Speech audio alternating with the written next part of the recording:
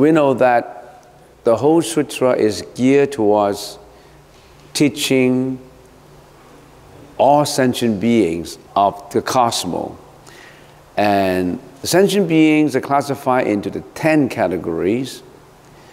Those who are still in samsara, or still in the repeated cycle of life and death, and those who are already above or beyond or liberated from life and death.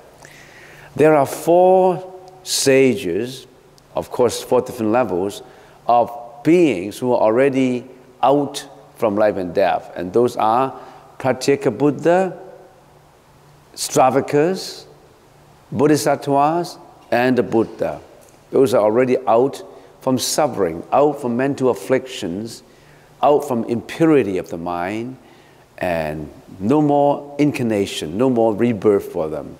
And those who are still in samsara, there are 6 categories, still in the repeated cycle of birth and death, 6 categories, or some people call it the 5 categories, but let's call 6 categories.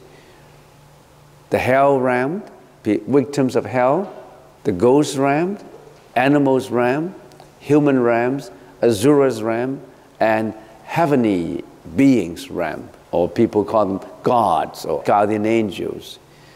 Those are the 6 realms. So altogether there are 10 realms. And where are we? We are in the lower 6 realms, in the middle, humans. And this sutra is actually a very summarized form of teaching all these 10 realms to beings who are in samsara. We are dominated, or we attach to, the 18 ramifications of our mentality. So we have the eyes, ear, nose, tongue, body, and mind, the 6 sense organs, attaching to the 6 enviros. What are those? Form, sound, smell, taste, sense of touch, and all mentality ramifications. So our 6 organs attach to the 6 enviros, creating in us the 6 consciousnesses. With the eye consciousnesses, ear, nose, and so on and so forth, up to the mental, the mano consciousness. And there are also the 2 more, the manas consciousness and the alaya consciousness, which account for the banking consciousness, the storage, the memory. We all have that. And this sutra is giving very brief outline as how to practice in order to be away from samsara. Now, we already have talked about the Four Noble Truths, suffering, the origins of suffering, or the causes of suffering, cessation of suffering, and path leading to cessation of suffering. The Four Noble Truths being brought in here is because this is common sense. This is solving problems of the human existence. This is just like a cram course in the Harvard case study. If you're given a case to resolve problem, and to give you a case in which there's a few thousand words to give you a story of a company and how to resolve the problem of this company, identify the problems, find out the causes of the problem, introduce methods to solve the problems. That is the path leading to cessation of suffering. Get methods to resolve the problems. In this case, of course, human problems. And then, after all that is resolved, cessation of suffering. No more problems. Because you identify the problems, the causes of the problem, and introduce methods to solve the problems, then the problem is solved. So that's the Four Noble Truths, which I already have given in detail. And then the sutra goes forward to explain into a little bit of more detail. When you identify the problems, you know the method. What does this method involve? This method basically involves wisdom, morality, and meditation. So you need wisdom. You need to build up wisdom. You need to have morality. You need to have meditation in order to arrive at those methods to solve the problems. So we need to have right view, right thought. Have we got right view and right thought? Not necessarily, we may not have. Yes, we have views. We have our egoistic view, our self views, our obstinate views that cannot be changed. because of our view, but you got to have the right view. A view that is right. Now how? This is just a brief outline. You need to get more into it. The Noble Eightfold Path, which is a good summary, but actually there are 37 aids to enlightenment. The 4 arousing of mindfulness, the 4 right endeavors, the 4 requisitions for obtaining supernatural powers, the 5 spiritual faculties, the 5 spiritual powers, the 7 limbs of enlightenment, and finally, of course, the Noble Eightfold Path. And the 37 aids to enlightenment require about 1 course in 1 semester, 150 hours at least, or 200 hours. So it's a cram course now. All right, so let's get to the first one. And what is it from? This is from Anapanasati Sutra and Satipatthana Sutra. The first one, the 4 arousing of mindfulness, contemplation, mindfulness on the body, contemplation on feelings, contemplation on the mind, and contemplation on mental objects. The 4 contemplations. And contemplation on the body, the abandoning of learning how to renounce sensual desires, learning how to see the impurity of the bodies. If you really become successful in contemplation of the body, you would not attach to sensual pleasure anymore. Because we have been so much used to treating sensual pleasure as something taken for granted. You think that, oh, for example, man and woman relationship is normal. But according to the Buddha, that only belongs to the world of desire. That accounts for reincarnation. That accounts for our downfall into the realm of desire. There are existences right above the sensual pleasure, above us. We don't even know about it. So contemplation on the body, contemplation on feelings, abandoning or renouncing attachment to feelings, pleasurable feelings, non-pleasurable feelings, and neutral feelings. Contemplation on the mind, abandoning of the notion of permanence, the seeing of impermanence, causation, sunyata, emptiness of thought and volition. And then contemplation of mental object, it's of course renouncement of attachment of egos and seeing of asvabhava, which is there's nothing that has its own self nature. Everything is causation, everything is conditional. So these is related to the 5 skandhas. The first one relates to matter, the second one relates to feeling, the third and the fourth relates to conceptualization, volition, and consciousness. So the 4 arousing of mindfulness is geared towards renunciation of the 5 skandhas. That is, see the imperfection and impurities of our mind and our body. Not until we have abandoned our attachment to the 5 skandhas can we be free from reincarnations, can we be liberated from rebirth and the cycle of life and death. The second one will be the 4 right endeavors. The first one is, in whatever we do, we have to know that we have to get rid of existing evil deeds. If you are doing all kinds of wrongdoings, how can you be awakened? So you have to get rid of all the existing evil deeds. You know what evil deeds are. You have to get rid of them. Getting rid of something is on the passive side. You have to be active too, actively preventing evil deeds from arising. Passively getting rid of them, actively prevent them from arising. How do you prevent them from arising? You got to have a strong will. I cannot do this. I don't want to do this. You don't want to be lured away, or you don't want to be enticed away into doing something that is evil.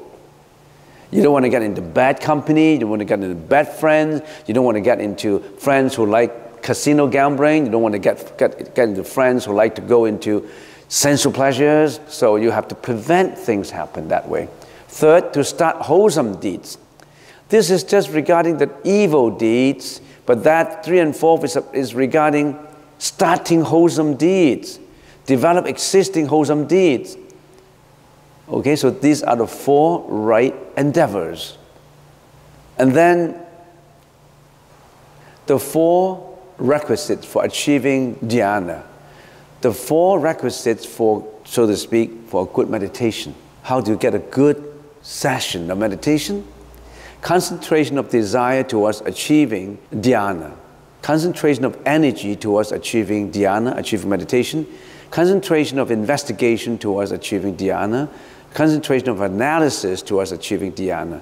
Now that is desire, energy, investigation, and analysis. Well, you may say, should we abandon desire? How come we have desires? How come we need to build up desire?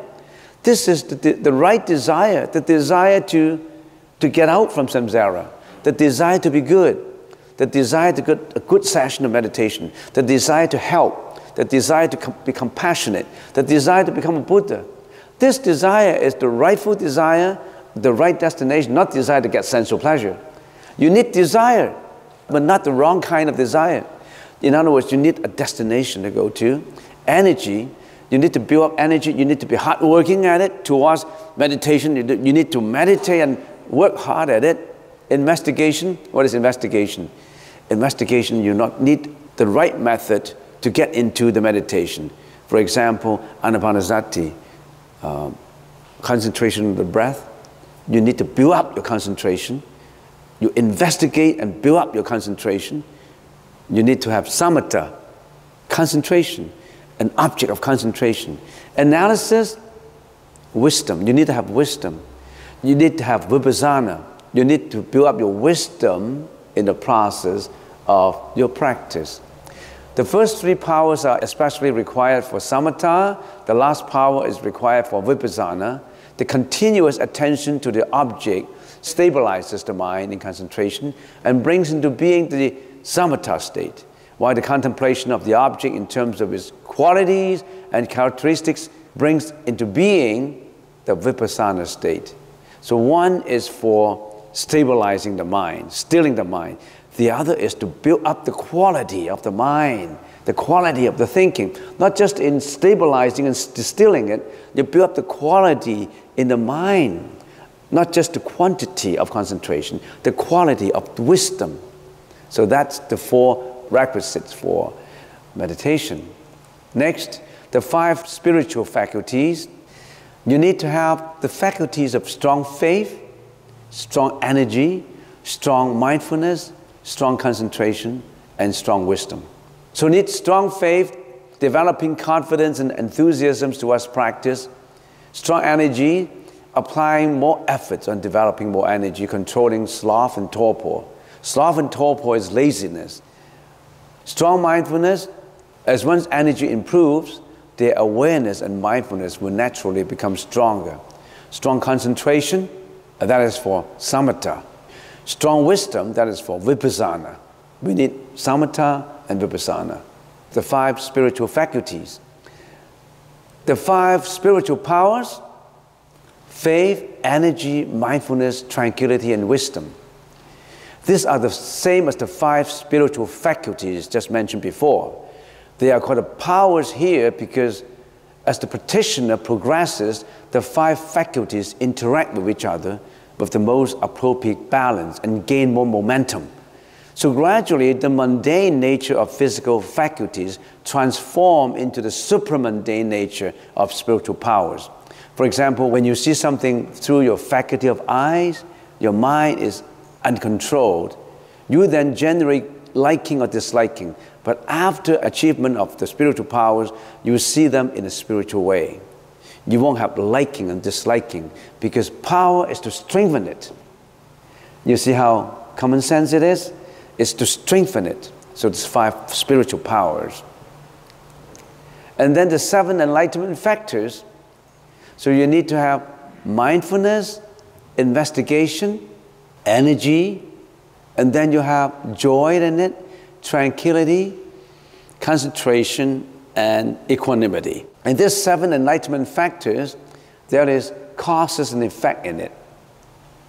And in the previous one, there are more causes than effect. You need to have to put in all these causes in order later to realize effect. But this is to tell you that as you progress, you will develop mindfulness, You know that you develop mindfulness. You know you are good at it. You develop investigation, concentration. You develop energy in it. So if you ask, if I have worked out all these things, what would I get? People like to know, what do I get? You know, I want to get something. You get mindfulness, that you know yourself. You get into concentration, that you know yourself, you have concentration. You get into become more energetic. Whatever you're doing, you become more energetic. Just to give you an example, when I was at second year in school and university, when I was about, say, 23, 24, I don't know, I forgot. I meditate for 3-4 hours per day. And then I became very energetic. I don't know, well, I can walk faster than before, 3-4 times faster. I can write faster. I still remember in the examination, when I was written examination, normally when I write fast, but when I work at meditation, I write 3-4 times faster. It's just like a machine, because your mind floats out a lot of ideas that in your examinations, you simply, your hands cannot be faster than your mind, but then you're so energetic that even that your hand keep in tune with the mind. Like a robot, you know, like a robot. And everything you do, everything you say, it's much faster. Your thinking is much faster. And then you have more joy. You're more joyful. You just don't know why. You're so joyful. So much pleasure, so much happiness. And then you have concentration, you have equanimity. This is the 7 enlightenment factors. And then, of course, the Eightfold Path, wisdom, morality, and meditation. So that accounts for, which I originally told you, the 37 eights, or some people call the factors to enlightenment. If you research into many, many sutras, you'll find, for example, in a book called Path of Purification, it contains all these. The path of purification. The Visuddhimagga, translated from Sanskrit, Tibetan into English. The path of purification, translated into English, will contain all this information. Remember in the sutra it says, no wisdom and no attainment, because there's no object to be obtained. Now those two sentences are geared towards teaching the Bodhisattvas that no wisdom. People may say, oh, how come there's no wisdom? How come there's no attachment to wisdom? Because the Bodhisattva attached to Prajnaparamita. The Buddha said, don't attach to Prajnaparamita. Don't say that, oh, don't attach to Prajnaparamita. You don't need Prajnaparamita. You don't need wisdom. No wisdom means you don't need wisdom? No. For us, we need the wisdom. For the Bodhisattva who already have applied wisdom and already have become successful in awakening from wisdom, you get rid of the wisdom. For those who already have arrived on shore in Victoria, you leave the ship. You don't attach to the ship anymore. The Bodhisattvas who use wisdom to arrive at the shore of enlightenment throw away wisdom anymore. Throw away the Buddha. So people say, do Buddhists believe in a God? They usually ask the question, you know, in what? Because in their mind, they say, they feel, we have a God and you don't have a God. You know, they always believe in having, right? But the Buddha said the problem comes from believing in having, acquire more, want more, I want this, I want that. We have a God, you don't have a God, so we are better. They think that having is good. But the Buddha's teaching is, get rid of the having. You won't be awakened unless you've gotten rid of all your having, all your acquisition, all your ego, all your self. You still want more. How can you be enlightened?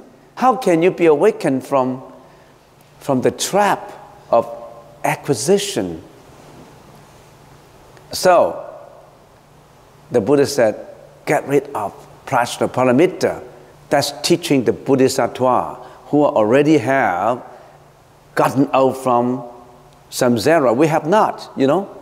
But in the previous teaching, in the Sutra, we already have been taught how to do it, right? The 18 realms, how to get rid of volition, consciousness, how to get rid of this. They already have taught that. But now the Buddha is teaching the Bodhisattva who already liberated from life and death, but they still attached to wisdom. There are basically two kinds of Bodhisattvas. The kind of Bodhisattvas who are expedient Bodhisattvas, and the kind of Bodhisattvas who are real Bodhisattvas. Both are already out from life and death, above us already. But the expedient Bodhisattvas practice the 6 paramitas. The expedient Bodhisattvas practice the 6 paramitas. They still maintain the view of the subjective method and the ability to transform and the object that is transformed. In other words, the Bodhisattva is always helping people, right? Helping victims of suffering. Avalokitesvara Bodhisattva, or Mother Teresa as a Bodhisattva. Mother Teresa is helping all those 6 patients. The Buddhist teaching has no boundary as to religion. We're just limited by our thinking and thinking of a Roman Catholic, a Christianity, a Hindu, a Muslim. It does not matter what religion. Mother Teresa is a Bodhisattva, helping people. But if you practice the 6 paramitas and you still think that, oh, I'm already out from life and death, I'm helping all these people, I am the person who helped, the Bodhisattva who helped, these are the objects of being helped, I have a method, my method is the 6 paramitas, you're not completely free. You still have an attachment. You still attach to the ship. That's the expedient Bodhisattvas. Another real Bodhisattva is they practice the 6 paramitas without any attachment to the view of the ability, the method, the object. That's complete emptiness. That is complete purity of the mind. No wisdom and also no attainment, because there's no object to be obtained. That is the real Bodhisattva, which is neighboring on the Buddhahood. That is a higher level Bodhisattvas. It does not mean that expedient Bodhisattvas are no good. They're already out from life and death. They're always saving us. They are our teachers. But at a different level, the teachers still have a teaching method. The professor still have a way, still have the students, still have a teaching method, still have this course, still have this course outline, still have this. They're at the higher level that is not limited to the course outline. That's not limited to the teachers and the candidates and the teaching. That's above that. I was told by a professor, a very experienced professor, I still remember the example he said. An assistant professor talks about a subject for 1 semester. A professor talks about a subject for his whole life, not just semester, 1 semester. And really a high-level professor, they have no boundary, no limitation. Now this is just an example, okay? Now next, abandoning the prajna paramita. Prajna is supreme and unique. Jna is consciousness and understanding. Paramita, it means perfection or the other shore, or that which has arrived at the other shore. So the Bodhisattva should abandon prajna paramita. Very generally, it contains dana, sila, zanti, virya, dhyana, and prajna, which includes giving, ethics, patience and tolerance, vigor, mental strength, meditation, and perfection of wisdom. Okay, so these are the 6 paramitas.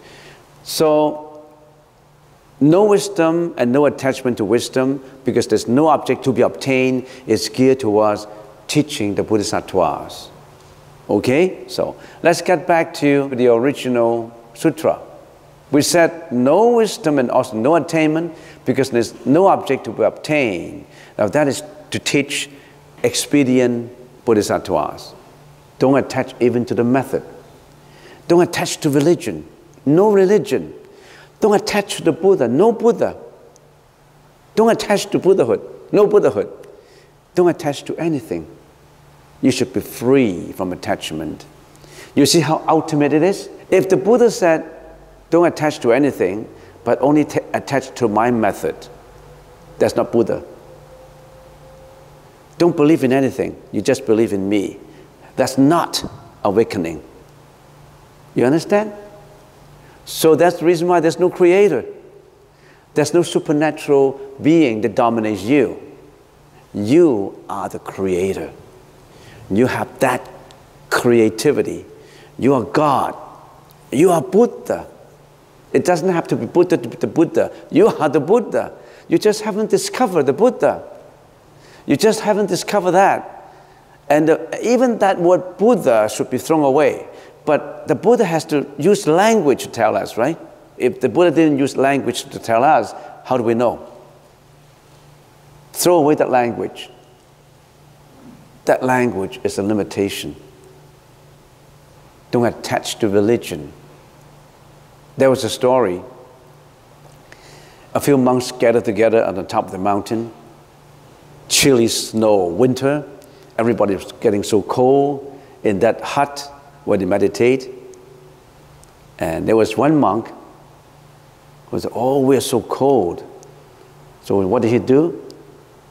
From the altar table, he took the wooden Buddha statue, put it down there, and started to chop it up with an axe to burn it to get fire. All the other guys get amazed at what he just did, startle and say, stop! You are committing a big guilt crime that you will reincarnate for life. How can you chop up the Buddha statue and burn it for fire? and then the monk said, from that wooden Buddha statue, can we get something that is so valuable that it is wisdom? What can we get from that Buddha statue? Can we get something so valuable from it? The monk asked, what can we get from it? Can we get some diamonds from it, for example? When I burn it up, can I get diamonds from it? They don't know, how can you get diamonds from it? How can you get something valuable from it, from the wood? If I can't get anything valuable from it, how come I couldn't chop it up and burn it? So we chop it up and burn it. For some people, it's a curse to chopping up the Buddha statue. All these people who are termed enlightened, they value that Buddha statue and this enlightened being. How come you are attaching to a piece of wood? But that does not mean that I tell you can chop up the Buddha statue. You're in big trouble if you did that, because you're not enlightened. You're not enlightened. He can if he's enlightened. That enlightened monk can. But you cannot, we cannot. I want to repeat, don't do that. If you do that, oh, I don't know what kind of consequences you will face. Okay, the Bodhisattvas, through practicing Prajnaparamita, have no obstacles in mind. So that if you practice the wisdom, you will not have mental afflictions. You will have no obstacles in mind. Having no obstacles, then you overcome fear, anxiety, ignorance, jealousy, hatred, depression. You have no more mental afflictions. You overcome all fear, liberating yourself forever from delusions, ultimately realizing nirvana. All Buddhas of the past, present, and future, relying on Prajnaparamita, attain Anuttara Samya Sambuddhi. You still have to rely on Prajnaparamita. You still have to rely on that ship to get you to arrive at Victoria. You don't chop up that ship. You chop up that ship, how can you get there? If you rely on Prajnaparamita, it will get you Anuttara Samya Sambuddhi. The roots of delusions. What are these delusions? We have ignorance, we have aversion, hatred, attachment of desire. We have pride, view about oneself as high and looking down on others, deluded doubts, deluded views. A person adopts a certain view due to ignorance and attachment. Deluded view of the five aggregates. We think that our body and mind is us, we have a self. Extreme view, wrong views, grasping at one's false views as supreme, and wrong views of behavior or ethical conduct. So these are the delusions. We all have these delusions. And of course, we need to know more detail as what these delusions mean. As I said, I won't get into details of these delusions. You can find out more about these delusions. You see, the Buddhist teaching is in minute details. There's millions of books on it. And you don't need to swallow up all these millions of books. It's just like the ocean. To know the taste of the ocean water, you don't need to drink up the whole ocean. Just scoop up a few, taste it, and you know. You don't need to scoop up the whole ocean. There's no way. Okay? So these are the delusions. What is nirvana? Nirvana means blown off, as in the candle. Nirvana refers to the imperturbable stillness of the mind after the fires of desire, aversion, and delusion have been finally extinguished. The attainment of nirvana is liberation from samsara, liberation from repeating cycle of birth and death. So nirvana is like stopping the fire, blowing out the fire, stillness, no more action, no more movement, no more fire, no more burning. We still have burning, we still have the movement. Just like an example that Venerable Hong gave before, we need exercise to move our body to get fit. But in stilling the mind, we just need the opposite. We need to stop the action, stop the thinking, stop the movement. Right now, we're moving our mind all the time, non-stop. Moving into what area? Moving into areas of aversion, ignorance, hatred, fears, you name them. We move in that direction. Like exercising the body. You want to jog, you want to run, you want to golf, you want to play basketball, you move it. But working on the mind is just the opposite. You need to still it.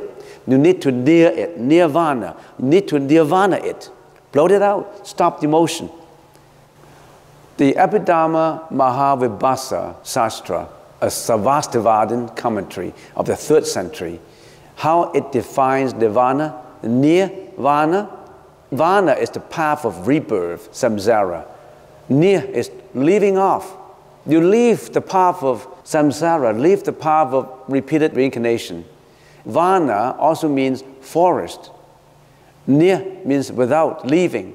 Without the forest of, to be in a state which has gotten rid of forever. The dense forest of the 3 fires of lust, malice, and delusion. Leave the forest of lust, the forest of malice, the forest of delusion. Vana means weaving, leading together, being free. You're free from the cocoon of the threads of the caterpillars. So freedom from the knots of the waxation of karma, and in which the texture of both birth and death is not to be woven. In other words, you bite up the cocoon and leave it. Vana means stench or stink. Nir means without stench or stink of karma. Being without and free from all stench of karmas. No more karma. Karma free. Leaving off that. This is nirvana. And finally, arrive at anuttara samya sambuddhi. Uttara means the very top. Anuttara, that means topper than the top. Above the top, right? Unexcelled, complete enlightenment, which is an attribute of every Buddha. It is the highest, correct, and complete or universal knowledge or awareness, the perfect wisdom of a Buddha in bliss. Samya, that means equal and right. Sambuddhi is understanding, awakening from a dream. So that is anuttara samya sambuddhi. Getting back to the sutra again. So, the Bodhisattvas who practicing prajnaparamita have no obstacles in mind, having no obstacles to overcome fear, liberating themselves forever from delusions. Ultimately realizing nirvana, all Buddhas of the past, present, and future, relying on prajnaparamita, attain anuttara samya sambuddhi. You think there's only one Buddha? There's millions of beings who already have awakened. They are Buddhas of the past. They are also Buddhas now. You are a present day sentient being working towards the Buddhahood. And you could be a future Buddha. You are a future Buddha to come. You are a future Buddha. Not just one Buddha. Buddhas are just enlightened, complete, out of nirvana beings. They're in a place where there's no more suffering, no more reincarnations, then attain Anuttara Samya Sambuddhi. All right, I would make all this red, and next time, one more session, I will finish this up. Okay? So that's it for today.